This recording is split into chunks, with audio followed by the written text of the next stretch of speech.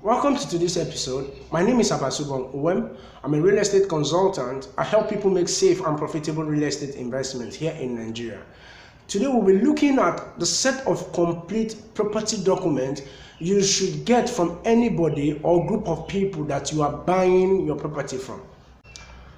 There are four major sources where you can get a property from here in Nigeria, and they are the private individual, the government, the real estate company, and the family or the community people.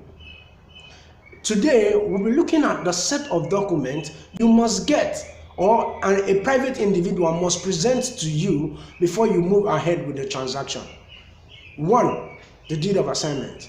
The deed of assignment is a document that shows that the owner of that property is transferring his right, his title, his privileges that he has over that property to the buyer.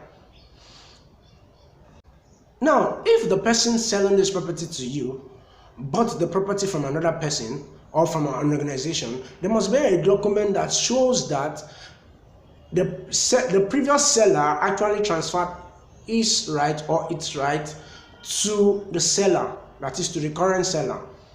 That is, the previous person who sold to him must have given him a deed of assignment that shows that the previous seller has transferred his rights, his privileges, his title that he has over that land to the current seller. Now, 2, the land purchase receipt or the property purchase receipt. The land purchase receipt is a document that shows that the buyer has made payment for the property and the seller has received payment for the property.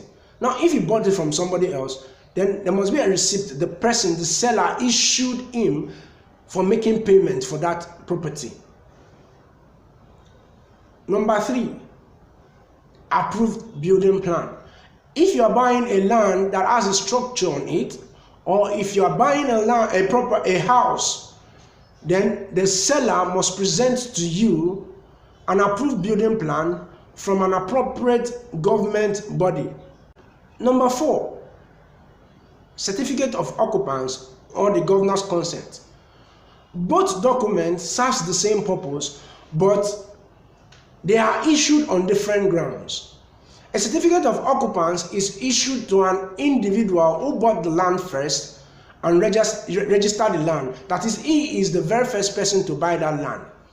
So the government will give that person a certificate of occupancy as an evidence of ownership. While the governor's consent is a document that shows that the government recognizes that person as the legal owner of the land, but it is issued to a person who bought the land or a property from another person. Number 5, the Form 1C. The Form 1C is a document where the seller tells the government, or the seller is telling the government, that I am transferring my right, my title, my ownership to this person, that is to the buyer. Number 6, tax clearance. Tax clearance, an individual selling his land, his property to you, must be able to present his tax clearance to you. That is, if he bought the property, he must be able to present to you a tax clearance that stated that he paid the property tax, and this tax clearance must be in his name. Now, these are the 6 necessary documents that you must get from an individual that is selling his property to you. If any of these documents is missing without an evidence to show that they were actually available or something happened for it to get missed, please be careful with such transaction. If you find any inconsistency in the document, be it the names are not the same, be it the signatures are not the same, be careful with such transaction.